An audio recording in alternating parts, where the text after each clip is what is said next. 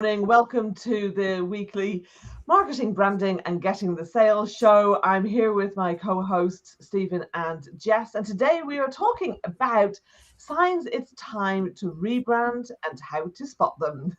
So I think this is a great one for people to be looking at because, maybe you want to avoid the expense of rebranding if it's not actually the right time, but also you don't want to leave it too late if it is the right time for you to rebrand. So before we dive into that, let's have introductions from everybody. Jess, if you'd like to kick off, and then Stephen, and then I'll introduce myself. Yeah, of course. So for those of you that don't know me, I'm Jess. I work with businesses to help them scale, help them grow so they can push into the next level of scaling. So whether that's, getting into higher end retailers, employing more staff, basically whatever that next move is for that business. I help people get there through increasing the profits, through increasing customer loyalty. And I do that through looking at the brand, making sure we're creating a compelling brand and we're maintaining it. I've got a 6-step brand loyalty process that I take people on to do that. So if you're interested in seeing more about that, drop me a message. Good morning, everybody. Thank you. Over to you, Stephen. Sorry. Good morning, everybody. My name is Stephen, had you muted yourself? No, I can hear him fine. Oh, I guess it's just me. So yes, I was going to say excuse us being a few minutes late because we were having technical difficulties. I can hear Jess, but I can't hear Stephen. So can you hear Stephen, Jess? Yeah. Okay. This is going to be interesting. Okay. I've seen your lips moving, Stephen. Yeah, let's give Stephen, it a whirl. off you go. Go again. Good morning, everybody. My name's Stephen Lerman from Chameleon BDS Limited. I am a provider of outsourced business development services. So I do cold calling, appointment setting for companies that don't have the resource to do so in-house, don't like to do cold calling, and don't have the time to do cold calling. You can outsource it to somebody like me, and I will make all those phone calls, update your CRM, and make you appointments. Okay, looks like he's finished. This is going to be a weird conversation because I can only hear Jess and I can't hear Stephen. Stephen, do you want to maybe play around with the audio inputs that we were doing before we went live? See if that makes any difference for us as well. Sure. Okay, so I guess at least this one, thankfully, the subject is more focused around Jess's area of expertise. Maybe if you have any questions and stuff or things you want to say, do me a favor, can you just pop them in our chat as well, Stephen? Just so as I know what you're talking about. Actually, maybe, let me introduce myself and we'll take it from there. Jess, you may have to kind of co-host as well because of the situation. This is the joys and fun and trials and tribulations of being live. So there we go. Right, for those of you who don't know me, my name's Una Doyle. I'm a business strategist and coach, and I have a session where I can help any business to unlock 50K or more in 50 minutes. And without any additional spend on marketing or advertising. There's 5 steps that allow me to do that. If you'd like to know more, please DM me with send me the video, and I will share a video with you that shows exactly how I'm able to do that. I guess one of the things that interests me about the topic that we have here today is quite often I come across companies who are they're kind of willing to spend a lot of money on rebranding, but they've maybe missed out some of the foundations. Like, have they actually got a clear market dominating position? Have they got the ability to handle extra customers and clients?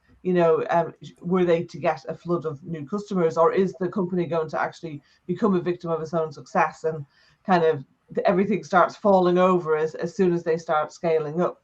And so those are some of the things that I'm often working with clients on. Like, is that something that you come across, Jess? I mean, or what are the kind of signs that you're looking out for? Yeah, so that is something that I kind of see people want to do quite a lot. People want to rush into getting it all up pretty again. One of the biggest things is when people want to rebrand is it's just they've outgrown their existing brand, haven't they? And they want something new, they want something fresh. And then that's kind of, people can get a bit tunnel vision on thinking, okay, I want something that looks pretty, I want something that looks better, and forget about some of them finer details that hold that brand up. And the way that businesses and the way that, you know, brands and marketing and building relationships with people is changing so much more now, isn't it? And it's getting so much more important. So not having that kind of that fundamental stuff can really break a brand if you know, and like you say, you spend so much money and time making it. It can have really damaging effects. I've got a question. Yeah, Sorry. go on. So I don't know if Una can hear me, so you have to interpret.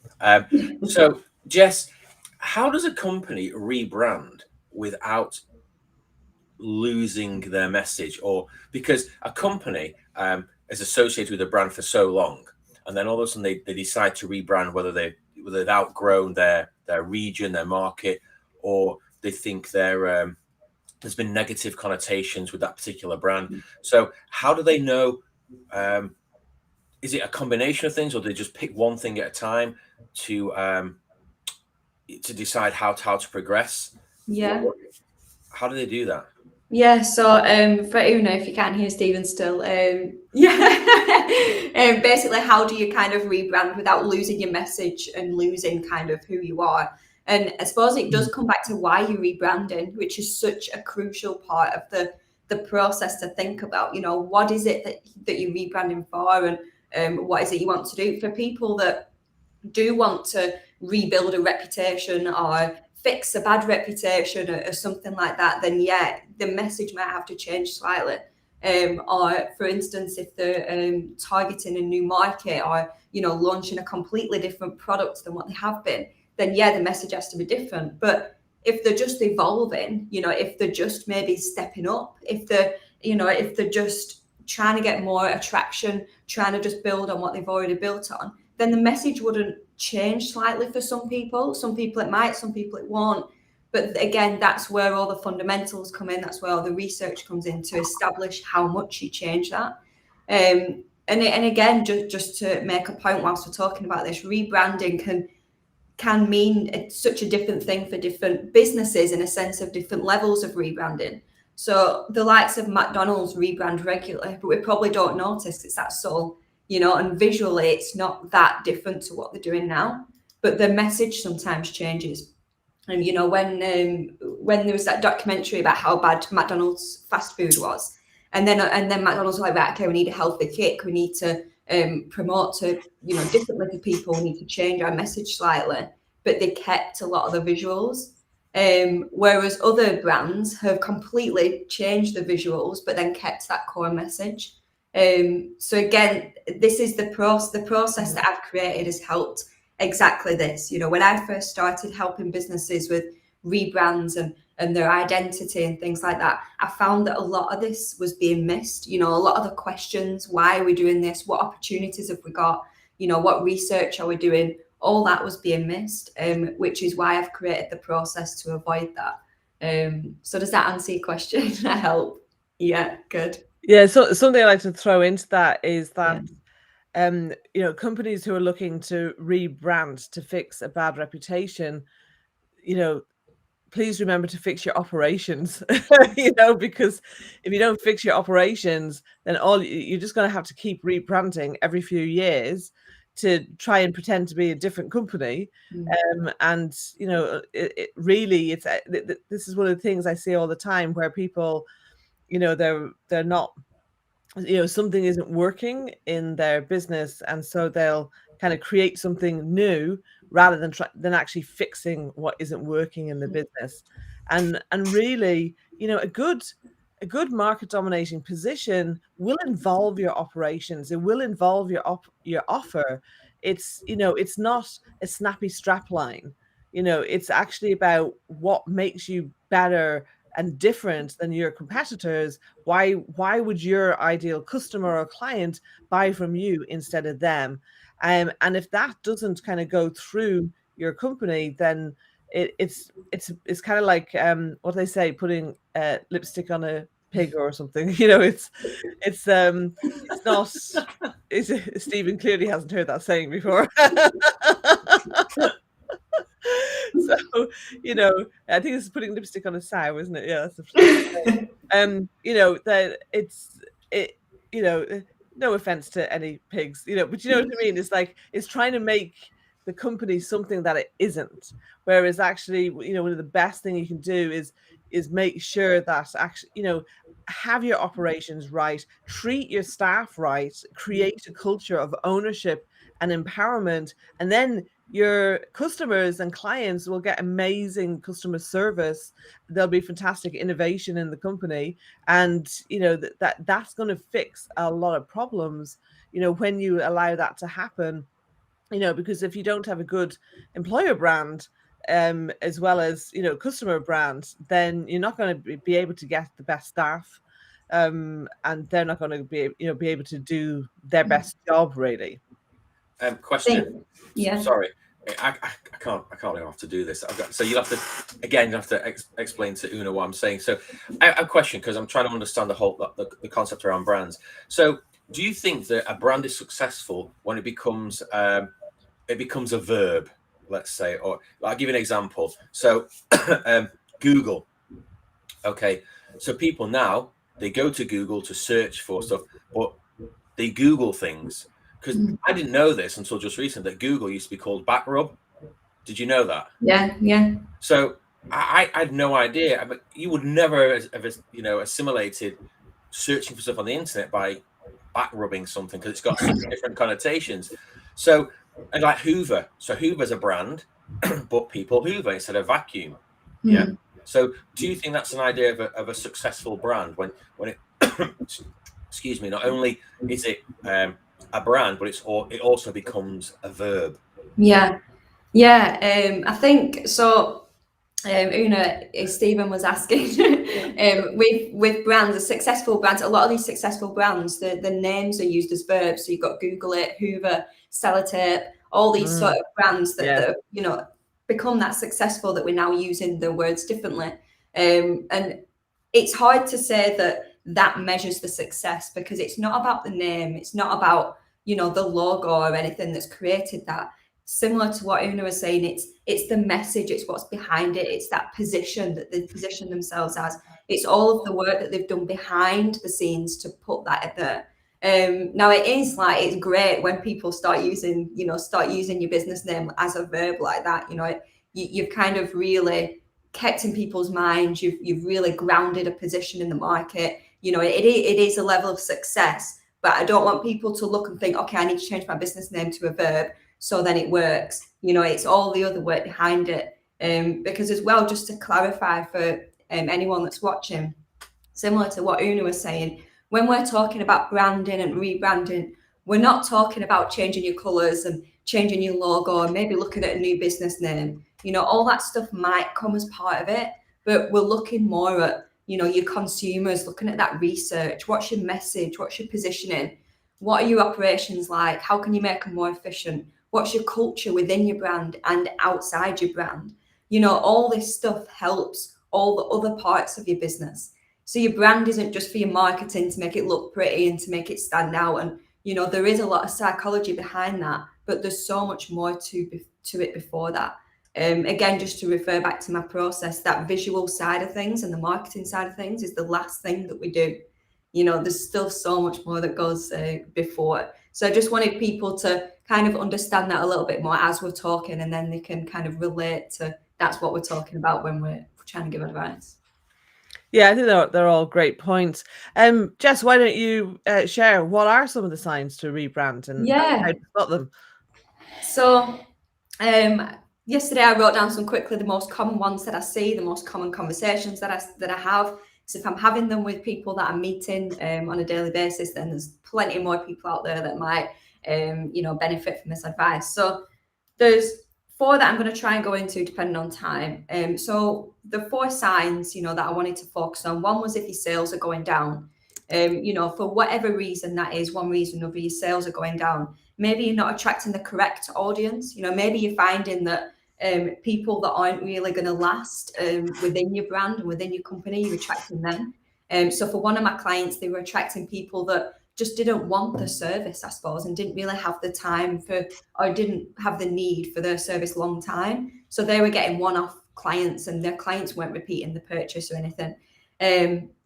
So, you know, that is one sign. And a couple of things that I look at when I do look at my clients' brands when they're going through this is it too complicated? Is it too simple? What's the differentiation with that brand? You know, how are they standing out? How are they getting in front of the people that they want to get in front of? So that's one. Another one is whether they're changing direction. So maybe you're changing your target audience, you're changing your market, your vision, your positioning, your idea, something within your brand is changing. Or maybe it's the ownership. You know, maybe you've bought and you bought out a brand. That's happened with one of my clients as well. They bought out an American company and brought it to the UK. So they had to rebrand slightly to kind of attract that new target audience. And a recent one as well, Facebook, you know, they've created a whole new brand, Meta. A lot of people have an opinion about it, which we knew they were going to, didn't we? Because it's such a big brand. But they've done that because they're reaching a new target now with some of their products. They're no longer just Facebook as we know it. They want to go into new markets. They want to attract different types of people. So they've got to have a different brand to be able to do that. And another quick example, Lego, you know, but they've not changed visually for years, have they? You know, you can probably think Lego haven't rebranded for years. But if you think about what they do, you know, the films that they've pulled out, the Xbox, PlayStation games that they now do, all the digital version of the playtime, if you will, that they now do, but still kept the core of what the brand is.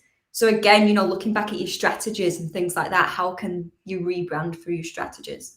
I think that's a really interesting one, actually, if I can just dive in there, is, you know, it's one of the strategies I often talk with clients about is joint ventures and collaborations. And we see this in the media a lot, you know, so you see it like, you know, where you've got the you know, the film franchises connecting with products like Lego. I mean, that was just genius.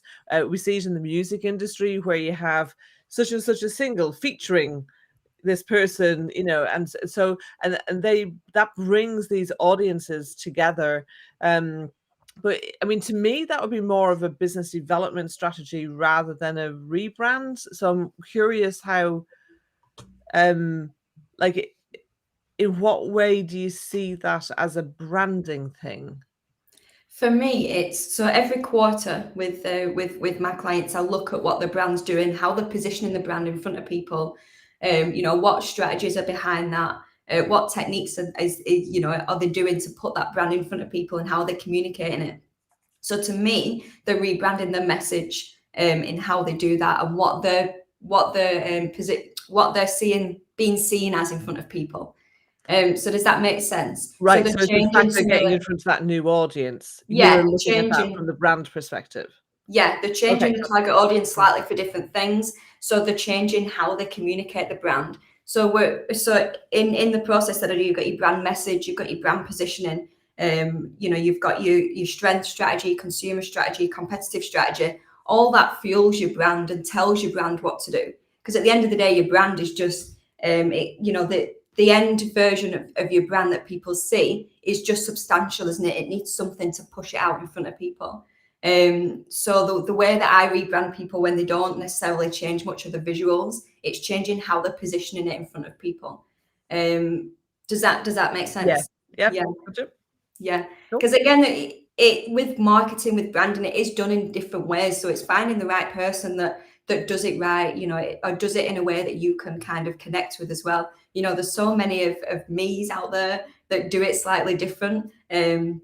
So yeah, if anyone else has got any opinions about that, please, or any questions, please let me know.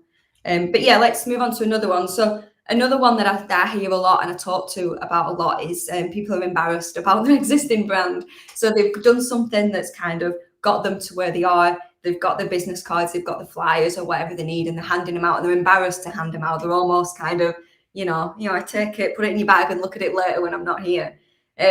So again, that's another sign that maybe you can look out for, to think, okay, there's something within that that need to change, that you don't resonate with, especially if you're the sole person of your business. You need to resonate with your brand.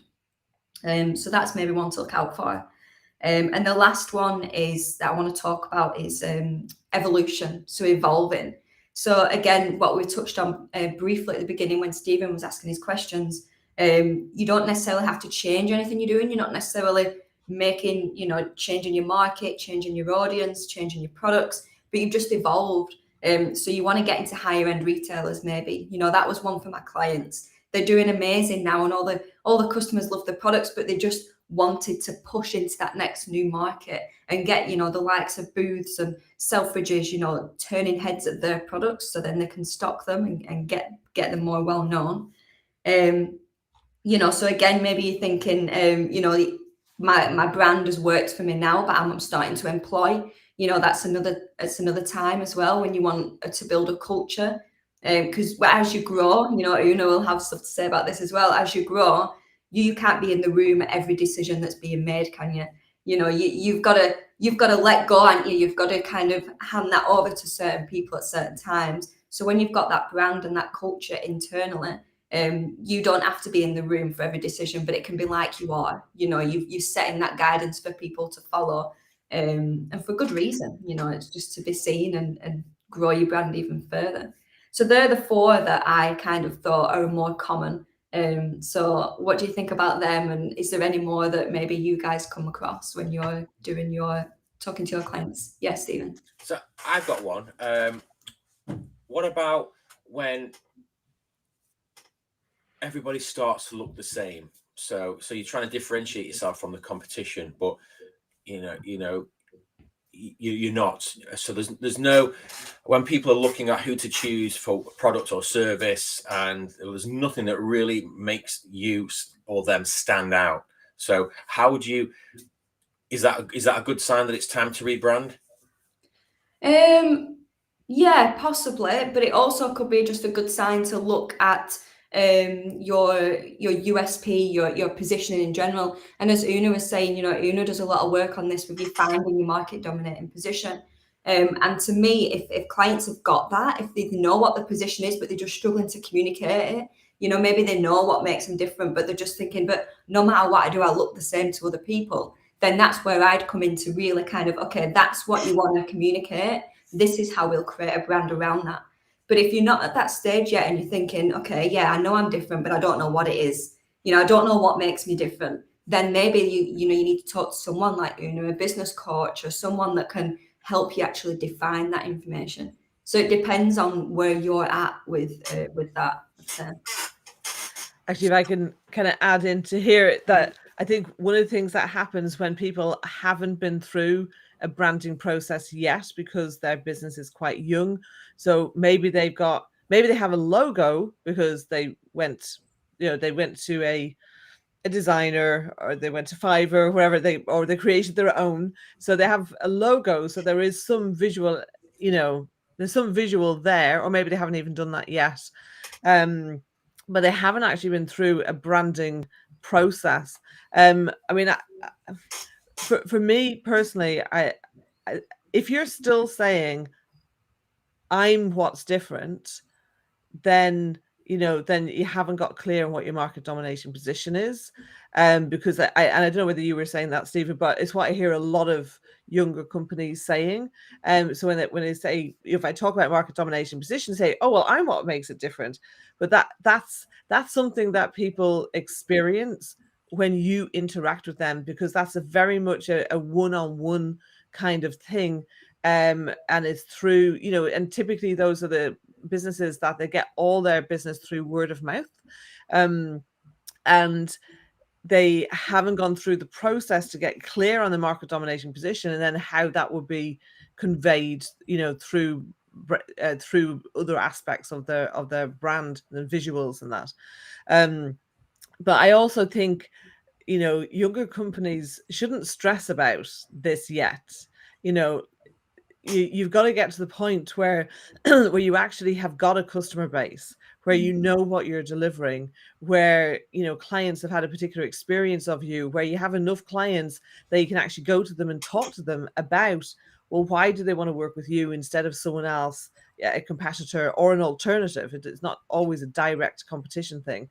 And so if you're not in the position to do that yet, then in my opinion, I think most businesses are not yet ready to look at having a brand, because they just don't have access to enough information.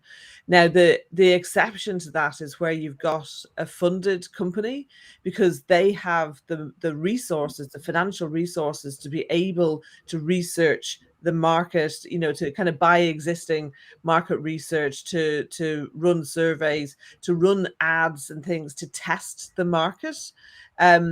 And so they're in a different situation than the average small business that starts with one person. So I think there are two different scenarios with that as well. I don't know if that helps what you were saying, Stephen. I hope so. I think as well with service-based, you know, when you're service-based, it's a lot easier to create that clientele and kind of get yourself out there without necessarily looking at your brand at the beginning. And once you've built up that customer base, then yeah, looking at that. And again, it's a different thing for products, isn't it? You know, you've still got to get out there and test your product, and you know, maybe do market research, group research, things like that, and getting your product packaging out there. and things to consider. But then you just, if you don't look at it early enough, you know, not right at the beginning, it's definitely not the first thing that you do. But if you don't look at it early enough, you are going to lose money, you know, after repackaging, marketing and all that. So it is important to get it at the right time, not only for money, but you know, for how quick that you'll grow. For anyone unsure about whether it's the right time now and they don't quite know, I'll put a link in the comments now. Book a chat with me and we'll have a look. You know, there's been countless times where I've had a conversation with a business and said, look, you're not at the right stage for me yet, but here is what I recommend. This is the person I recommend that you talk to. And for other people, it's, yeah, you are, you know, you bang on. Or for some people, yeah, if we should have done this months ago, how can we make it quicker? So just to start that ball rolling, I'll put a link in the comments now. Go on that, book a call in with me, and we'll kind of assess that together. Within that link, there's also a video explaining my process and how I work. So you can have a quick look at that. It's only 3 minutes long. And again, you know, see if that's something that you're open to, or whether it's right for your business now. Fantastic. Great. Well, I think we've probably covered what we need to on this topic then. Unless, is there any other questions or comments from you, Stephen? Nope. Okay. Great. Well, thanks for that, Jess. I think that's been really useful. Some good things for people to consider. So sign number 1, if sales decrease. Sign number 2, if you're changing direction or your positioning. Sign number 3, if you're embarrassed by your current brand. And sign number 4, if your business is evolving. I would probably add maybe a 5th one onto there, which is if you use the wrong criteria to kind of create your brand in the first place. Because I think sometimes people have done that too, whether that's purely from a visual sense or, you know, maybe they kind of used arbitrary things to decide on what kind of colors they wanted, or, you know, maybe they kind of had in their heads, oh, I want my brand to be like this brand over here. Excuse me, things like that. So yeah. So if you're unsure about any of that, give Jess a shout. If you're ready to kind of get your sales rocking, but you haven't got the time, expertise, or desire to kind of be reaching out to people yourself, get in touch with Stephen. And if you want to build some solid business foundations and understand how to scale your business and how to, you know, create your first team and things. Oh, by the way, Cyber Monday offer is open until Friday, which is your first hire masterclass. So ask me about that as well. So thank you very much, Stephen and Jess. All great as always to speak with you. Hopefully next time I'll be able to hear you, Stephen, because we were late because we spent a few minutes trying all different kinds of things to get this fault fixed. It is a known fault from the streaming provider that we use. There was a note when I opened up the restream room, but we thought we'd fixed it until we went live, and then I couldn't hear Stephen. But anyway, at least you could, Jess.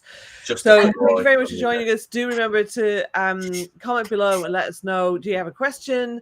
What was the point that most resonated with you? Tag somebody who you know needs to see this, or share it with them in a message. they'll thank you for it. And we will be back at the same time next week. Bye for now. See you later, everyone. Bye.